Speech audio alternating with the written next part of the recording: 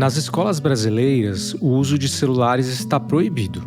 A lei que restringiu os aparelhos eletrônicos nas escolas públicas e privadas não impede que os celulares sejam levados para a escola, mas impede que eles sejam usados pelos alunos.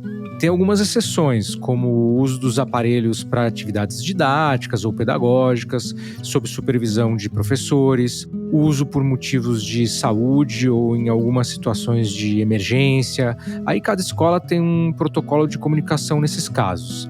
Mas elas podem permitir que os alunos recorram aos telefones para falarem com a família em caso de necessidade também. O decreto que regulamenta a medida fala em proteger a saúde mental, física e emocional de crianças e adolescentes, e em um uso intencional e estratégico da tecnologia para potencializar o ensino e a aprendizagem. Uma pesquisa feita pelo Instituto Locomotiva e pela Question Pro mostrou que 8 em cada 10 alunos são favoráveis à proibição, um índice semelhante ao de pais e mães que aprovam essa regra. Neste episódio, a gente fala do uso dos celulares nas escolas e dos impactos da proibição. A gente também discute se tem um jeito de usar celulares e outros eletrônicos como aliados na educação. Eu sou o Davi Saad, diretor-presidente do Instituto Natura. Seja bem-vinda, seja bem-vindo. Aqui você ouve conversas sobre e para a educação. O podcast é quinzenal e chega aos principais tocadores de áudio às segundas-feiras. A gente recebe hoje o pesquisador Fábio Campos, do Laboratório de Tecnologias de Aprendizagem Transformadoras da Universidade de Colômbia, nos Estados Unidos. Podcast Instituto Natura. Diálogos sobre educação na América Latina.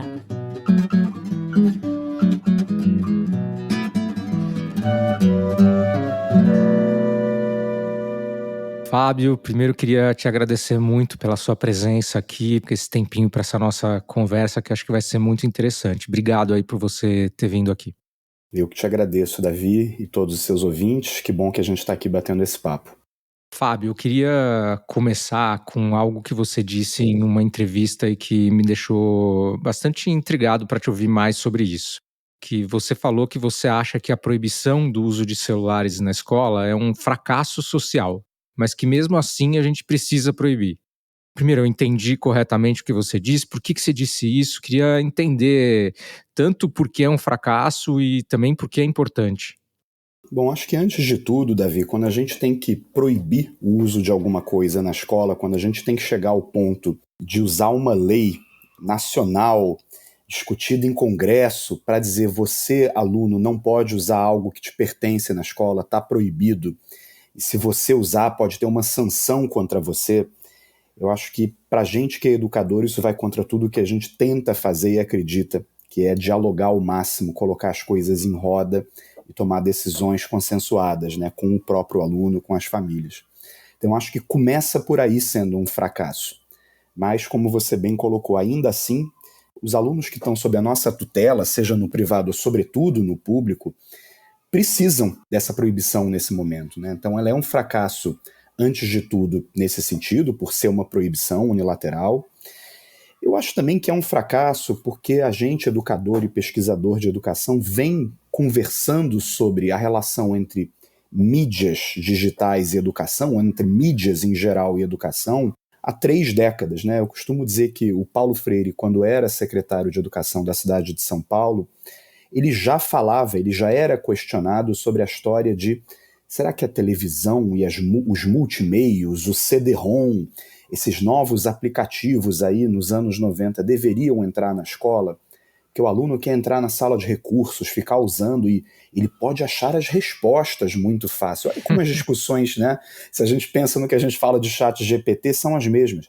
E o Paulo Freire já dizia que o problema está com a gente, educador. A gente é que tem que tentar dar um sentido para os meios, porque a escola não pode, de jeito nenhum, privar o aluno do uso desses novos meios e dessas novas tecnologias. Então, na hora que a gente priva, a gente está deixando de fazer o nosso papel. Então é um fracasso também por isso, porque em 30 anos a gente não conseguiu, e não é a gente só no Brasil, né? A gente, educadores e gestores públicos, não conseguimos criar uma relação saudável entre escola e meios.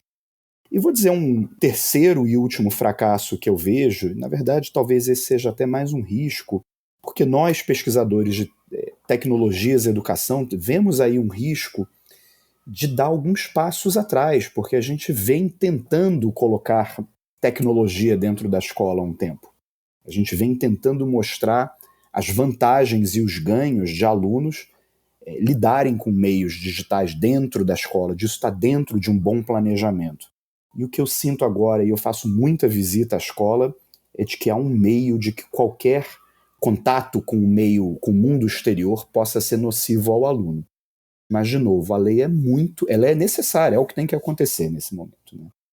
Bem interessante isso que você fala, que agora talvez a gente tenha um movimento contrário de resistência à tecnologia e outras coisas de fora do mundo da escola, né? Isso também pode ser muito preocupante. E eu acho que uma coisa que eu queria explorar aqui com você, até nessa linha de entender até onde vai essa visão, né? Antes dessa lei, já tinha quase um terço de escolas, né, pelos números que eu vi, que já tinham alguma regra restringindo o uso dos eletrônicos, né, no ambiente educacional. Eu me baseei numa pesquisa da TIC Educação, do Comitê Gestor da Internet no Brasil. Só que esse movimento ele foi, de alguma maneira, crescendo, né, conforme acho que a sociedade foi entendendo o que significava permitir as crianças e adolescentes usarem o celular da maneira que eram utilizados, e foi criando uma convergência de opiniões aí na sociedade. Eu até citei na abertura números que tanto estudantes quanto pais e mães, em geral, apoiam essa proibição, né? Então, eu queria que você me ajudasse a entender assim, qual foi esse movimento, por que foi aumentando essa convergência de cada vez mais gente olhando para isso? Por que a gente teve que criar uma lei até indo no caminho que você falou? E se esse movimento também não deve agora se acalmar um pouco e para a gente entender como trabalhar melhor com essa questão? Muito boa pergunta. E de fato já havia normas escolares que não necessariamente proibiam, mas que colocavam algumas restrições no uso. Eu acho que tem duas questões que levam à lei, tá? Acho que a primeira delas é que as normas escolares, às vezes, elas, por não terem força de lei, colocam no professor ou no gestor escolar um papel de ser o proibicionista, ou de ser aquele que aplica as sanções. E essa, para o educador, não é uma posição muito confortável, né? Ser aquele que diz você não pode. Por mais que seja uma das funções do educador também. Mas muitas vezes isso encontrava resistência em alunos, sobretudo do ensino médio, e encontrava resistências nas suas famílias. Então eu acho que a situação ela foi, sim, se aquecendo no Brasil para levar à necessidade de uma lei.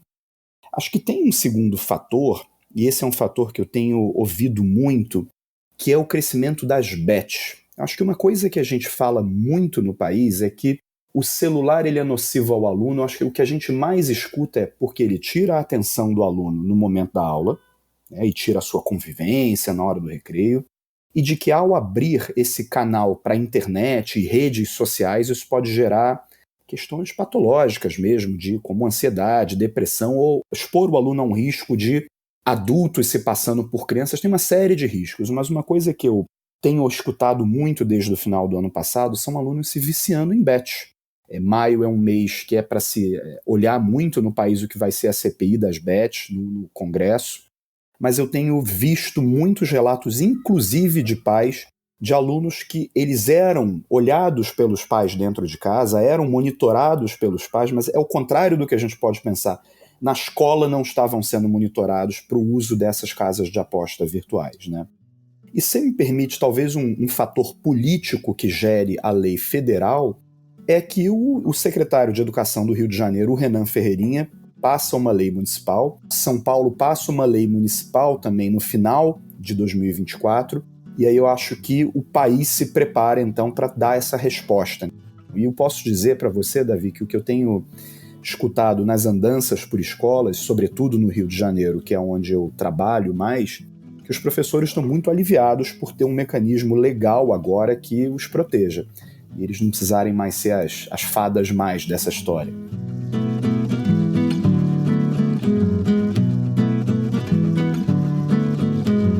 Cada vez a gente inventa uma responsabilidade nova para o professor e fica muito difícil para ele, né?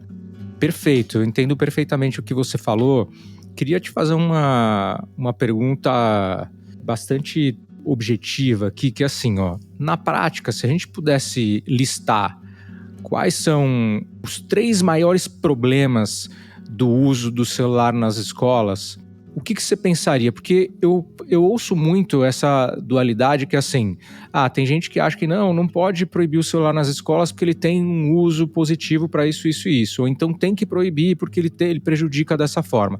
E aí eu queria olhar para esses 2 lados. Então eu queria começar com, objetivamente, quais são os problemas que o uso do celular nas escolas pode causar? Eu vou te dar a resposta objetiva. O problema não é necessariamente a escola, o problema é a infância. Existe um problema na escola, claro, né? Você querer conversar com crianças e adolescentes e elas estarem mentalmente em outro lugar. Eu acho que esse já é um problema. Mas eu acho que a gente tem que proteger a infância, né? Acho que nós adultos, muitos de nós aqui, muitos dos que estão ouvindo o seu podcast, estão numa relação que não é positiva mais com o dispositivo eletrônico móvel. E quando a gente está falando de criança, a gente está falando de uma responsabilidade de educador e de sociedade com elas. Então acho que o problema número 1 é esse. Agora, tem um lado B, sim. Tem um lado B, e é um lado B que a lei deixa a desejar ainda, e eu acho que o Conselho Nacional de Educação ainda vai chegar lá, e o MEC ainda vai chegar lá, que é o que é o uso pedagógico do celular, né? Porque você falou, tem gente que não quer essa proibição, e eu entendo, e de fato a lei diz que o celular não pode ser usado na escola, salvo para uso pedagógico, ou para questões de saúde, né, de um aluno, ou para uso pedagógico. Então eu devolvo, tanto para o Congresso, quanto para o CNE, quanto para o MEC, o desafio de o que é o uso pedagógico, porque de fato o celular, se bem utilizado dentro da escola, e considerando que todos os alunos tenham acesso a ele, ele faz coisas que um computador não faz, ele é um dispositivo móvel, ele anda com você. Então tem atividades que você pode fazer com o celular que com um notebook da sala de recursos você não faria. Mas isso ficou uma lacuna na lei. Então a gente ainda vai precisar discutir esse ponto. Eu entendo quando um educador que utilizava o celular diz, poxa, então eu perdi um recurso. A gente ainda vai precisar trabalhar isso. Muito bem. E principalmente para esse lado da infância que você comentava, né? Tem um livro que você deve conhecer, que é o Geração Ansiosa, do Jonathan Haidt, que também acho que é bem interessante, que fala sobre isso. E ele dá um mergulho profundo, né? Não só no uso nas escolas, mas na infância como um todo. Você conhece esse livro? Conhece o Jonathan? O que você acha? É no nível de profundidade que ele foi? Realmente temos um problema quase que civilizacional? Conheço o livro, conheço o Jonathan Haidt e eu concordo com a tese dele. Eu acho que é uma epidemia de ansiedade. Acho que essa epidemia, Davi, ela não vem só do celular, né? Ela vem da nossa relação com as mídias e com essa aceleração de tudo que vem acontecendo exponencialmente e que gera ansiedade. E o celular é uma porta para isso, né? Eu estava recentemente numa escola da Favela da Maré, ela fica na borda da Favela da Maré aqui no Rio de Janeiro, que para quem não conhece é um complexo de favelas, e uma professora me dizia, essa lei ela precisa ir mais longe. Eu falei, por quê? Porque não basta, né? Do 6º ao 9º ano a lei diz que o celular pode estar na mochila do aluno, pelo menos. E ela está dizendo assim, você não tem noção, os alunos estão indo olhar o celular numa hora que eu não estou olhando. Então parece um vício, parece que são realmente assim drogadictos no celular, no sentido de levam uma mochila ao banheiro para dar uma olhada nas suas redes. Então é disso que o Jonathan Haidt fala e que a gente tem que olhar. E a lei continua correta, mas a gente está vendo alunos indo para as frestas, para as beiras da lei, para poderem fazer esse uso. Então é uma epidemia, ele está corretíssimo. Queria falar um pouquinho mais da lei que você comentou agora. Você acha que tem melhorias que podem ser feitas nessa legislação? Davi, eu acho que a gente não precisa de melhorias na lei agora. Eu acho que a gente precisa de melhorias na regulamentação em torno da lei, CNE e MEC, sobretudo. Então o MEC já lançou uma boa cartilha sobre como fazer a lei virar prática e o CNE também entrou com a sua regulamentação. E eu acho que o passo que realmente precisa agora é como que a proibição acontece na prática, qual é o papel da escola, e a gente vive num país punitivista, né? A gente adora uma sanção contra o aluno, então ter casos de boas práticas, de como é que essa proibição acontece, onde fica o celular. 2, qual é o papel da família? O que a família pode fazer para ajudar, para não deixar nas costas da escola só? 3, como eu dizia antes, qual é o uso bom do celular? Porque isso é uma área de sombra da lei. Então eu acho que não é na lei a melhoria necessariamente, mas em como a gente pratica essa lei. Porque essa lei ela precisa ser bem praticada ou ela vai virar mais uma lei de fachada.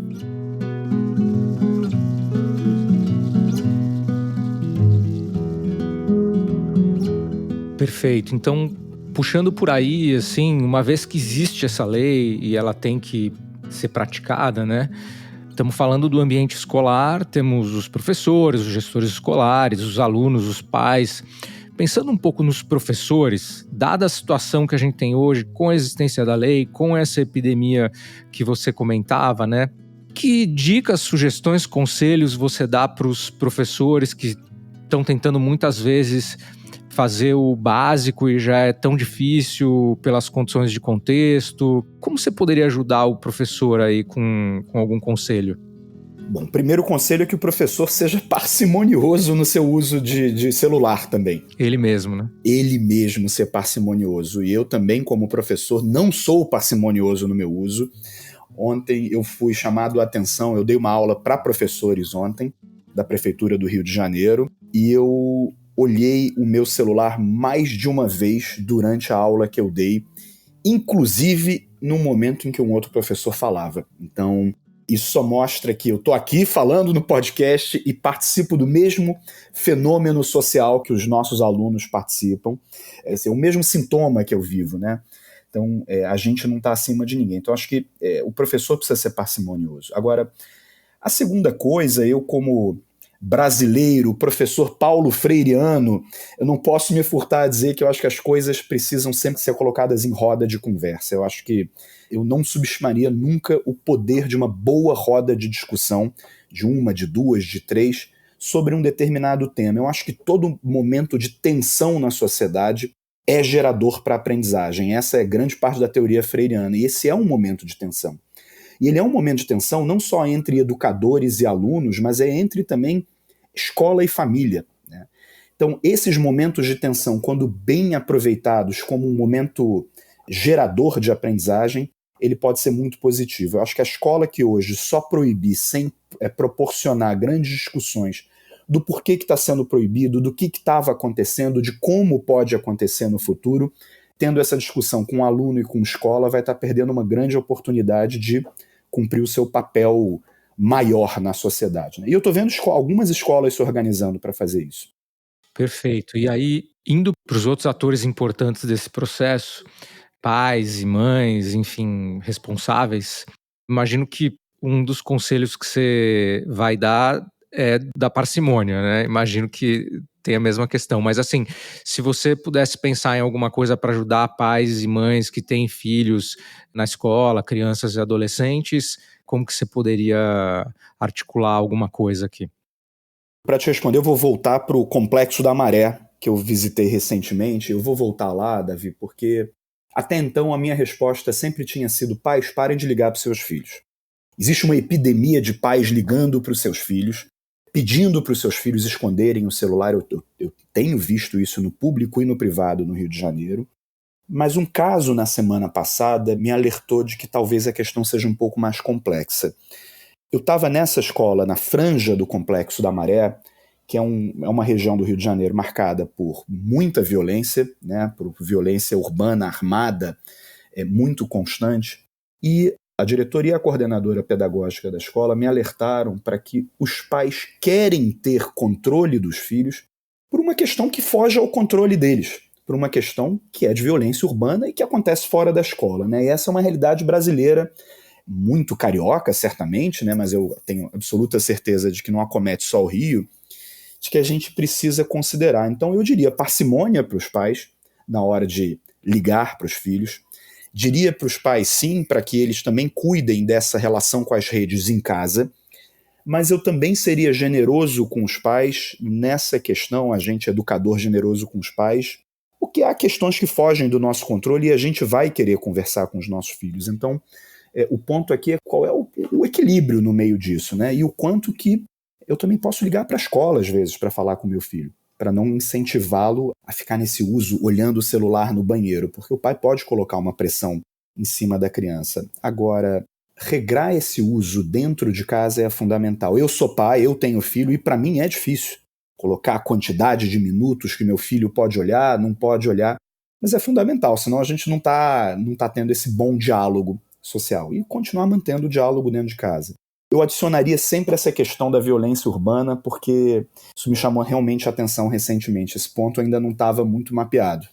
Claro, não, essa questão da sensação de maior segurança a partir do momento que você pode ter o contato com os filhos a qualquer momento e tal, acho que isso faz diferença para o momento que a gente vive, acho que não é só no Rio. Eu sou de São Paulo e vejo essa mesma sensação também, então eu entendo. Eu acho que também é um momento de a gente ser generoso com todo mundo, né, com os jovens, com os pais, com os professores, porque está todo mundo aprendendo a viver nesse novo mundo, né, então acho que não é uma questão também de culpados, né. Eu queria puxar um pouco para o lado da política pública. Você citou aí a Secretaria Municipal do Rio de Janeiro, Renan Ferreirinha, que aliás fazendo um grande trabalho ali como secretário, com certeza um secretário de educação muito diferenciado aqui no Brasil. Mas assim, qual seria o papel então? Porque essa lei é nacional e muitas vezes no Brasil a gente fala, tem que passar uma lei nacional e tal, e na verdade também tem um trabalho de política pública no nível municipal e no nível estadual. Então, você vê que podem surgir soluções distintas, no nível de legislação até, ou não, ou de programas, iniciativas, no nível municipal, estadual, com soluções locais que não necessariamente sejam nacionais? Acho totalmente. E você citou o caso do Rio de Janeiro. O Rio tem um programa dos ginásios educacionais tecnológicos, que já são escolas que têm uma vocação para a tecnologia de uma forma significativa. Então essa é uma política pública local.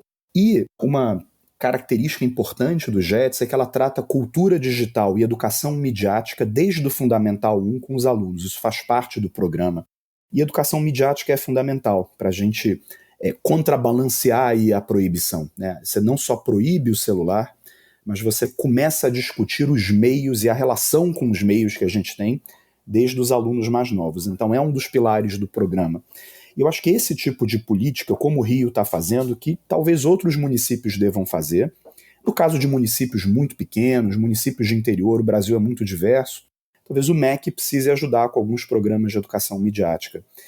E educação midiática, Davi, não adianta a gente fazer só um material que fica num repositório do MEC lá. A gente precisa de formação de educador. Então, acho que políticas que estão faltando para equilibrar a lei, e se a gente realmente quer proteger a infância no Brasil, são programas de educação midiática em geral e formação de educador, tanto para proteção da infância quanto para um uso positivo desses meios. Então eu acredito em políticas tanto locais quanto esse papel do MEC para municípios que sejam menores, tá? Eu vou te fazer um pedido pessoal agora, tá? Porque assim, outro dia um amigo meu falou, olha, tô com esses problemas de celular nas escolas, mesmo depois da lei. Você que trabalha com educação, né, falou para mim, vai lá e conversa com o diretor da escola, dá uns conselhos para o diretor da escola, de o que tem que fazer e tal. Eu falei, olha, essa não é minha área de atuação, trabalho mais com políticas públicas, né, não tenho esse conhecimento. Então vou usar você aqui no bom sentido para me ajudar. Você já falou bastante dos professores e já deu vários caminhos aí a ser percorridos, mas se a gente fosse conversar com um diretor de uma escola, seja privada ou pública, né? O que ele, diretor da escola, como ele poderia se posicionar frente a todo esse contexto aí que você está contando? Excelente pergunta. O que eu diria para o diretor é, a primeira coisa é para ele dividir a responsabilidade. É para ele não centralizar o poder como o sancionador, o aplicador da lei. E eu dividiria essa responsabilidade, em primeiro lugar, não é nem com o professor, nem com a família, é com o aluno. A gente não pode tirar o aluno dessa história. E tem uma tradição muito bonita no Brasil, diferentes regiões aplicam de diferentes maneiras, que é a tradição dos grêmios estudantis. E o grêmio, ou qualquer agremiação de alunos, qual seja o nome dentro de uma escola, e eu reconheço que isso muda por faixa etária, talvez Fundamental 2, ensino médio seja mais fácil, mas quando você divide essa responsabilidade com grupos de alunos e pergunta para grupos de alunos qual é a melhor forma de o diretor aplicar algo que é uma lei, isso pode tornar o seu trabalho mais fácil. Só que a gente esquece do aluno, às vezes a gente coloca o aluno do outro lado do muro, né, do outro lado dessa questão. Então a primeira coisa que eu faria era dividir esse problema com o aluno. A outra coisa, como eu falei anteriormente, é promover essas rodas de discussão, primeiro com os educadores, depois com família, depois com o aluno, e tornar a escola um espaço de debate. O que nem sempre é fácil, porque tem uma grade horária, tem toda a rigidez, sobretudo na gestão pública, a gente tem várias leis para cumprir, mas a gente não pode perder esse momento. Agora, o diretor não pode estar sozinho nessa questão, senão ele se torna o elemento mau, o negativo da escola, o que é péssimo para uma função de diretor que também quer ser educador, né? Nossa, concordo muito com o que você falou, Fábio. A gente aqui no Instituto Natura, a gente tem um trabalho de apoiar a implementação de escolas integrais em tempo integral. Bom, e essas escolas, no modelo que a gente apoia, em geral focam muito no protagonismo do jovem, clubes, enfim, uma série de coisas que favorecem o protagonismo. Eu me lembro de uma escola em Pernambuco que estava sofrendo um problema de bullying muito sério. E o diretor fez isso mesmo que você falou, convocou os alunos e dividiu esse problema, né? E os próprios alunos surgiram com soluções, surgiu até um app na época e tal. Foi bem no caminho do que você estava falando.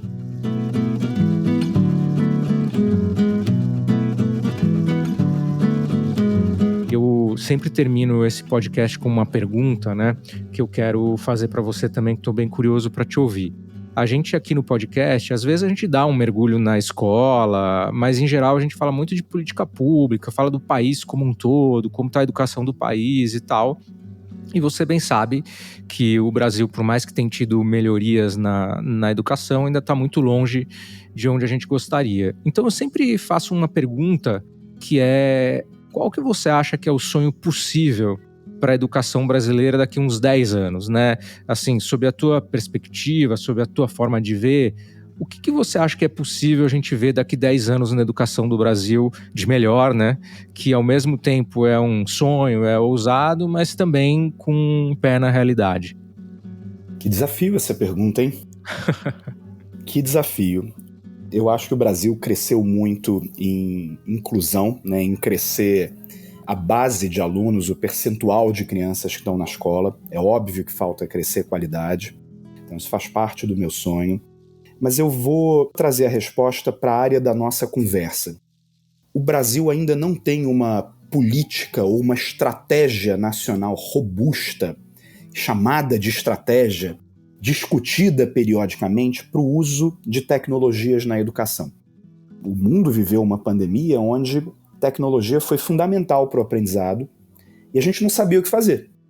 Além da pandemia, a gente vive tiroteios nas grandes cidades, enchentes no interior e a gente nunca consegue usar a tecnologia a nosso favor na educação. Então, o meu sonho para a educação brasileira, além do sonho de aumentar a qualidade, que é óbvio, é que o Brasil leve a sério essa questão e faça como outros países, como o Chile, como o Uruguai, como o Peru, Estados Unidos, Inglaterra, e tenha uma estratégia nacional para uso de tecnologias na educação, de uma forma que seja positiva, que seja virtuosa e com participação da sociedade. Isso é algo que é uma lacuna no Brasil e que daqui a pouco, não queira Deus, mas vindo uma próxima pandemia ou uma outra grande questão, que a gente já seja capaz de colocar toda essa tecnologia a nosso favor e não deixar a criança sem aula e sem aprendizagem. Então esse é meu sonho para daqui a 10 anos. Muito bom, Fábio. Obrigado por compartilhar. Também aproveito para contar que existe uma organização que eu faço parte chamada CIEB, que é o Centro para a Inovação da Educação Brasileira, e também uma coalizão de organizações que a gente chama de Coalizão Tech, que tem organizações como a Mega Edu, Fundação Telefônica, Instituto Natura, Fundação Lema e outros, e acho que a gente compartilha esse sonho com você de tentar ir por esse caminho, então pelo menos aí tem alguma coisa que a gente pode trabalhar para, né? Então, muito obrigado, Fábio, pela conversa, acho que foi ótima, vai ajudar muita gente, me ajuda também como pai, então queria muito te agradecer por essa conversa. Muito bom, foi um prazer, te agradeço também pelo espaço, pelo tempo, tá? Obrigado. Obrigado, então até a próxima. Tchau, tchau. Tchau, tchau.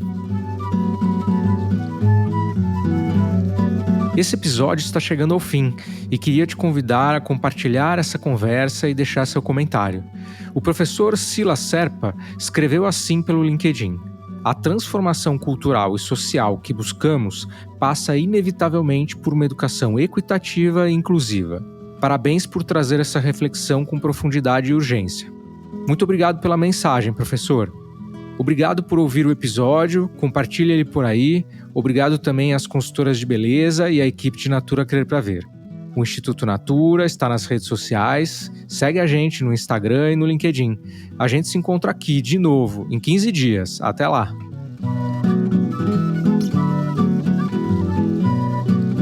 Este podcast é uma produção do Estúdio Guarda-Chuva para o Instituto Natura. A edição é do Matheus Marcolino, a sonorização e mixagem são do Pedro Ianzur. A trilha sonora é da Estela Nesrini e da Todo Canto Produção Cultural. Pelo Instituto Natura, a coordenação de comunicação é da Raquel Mello.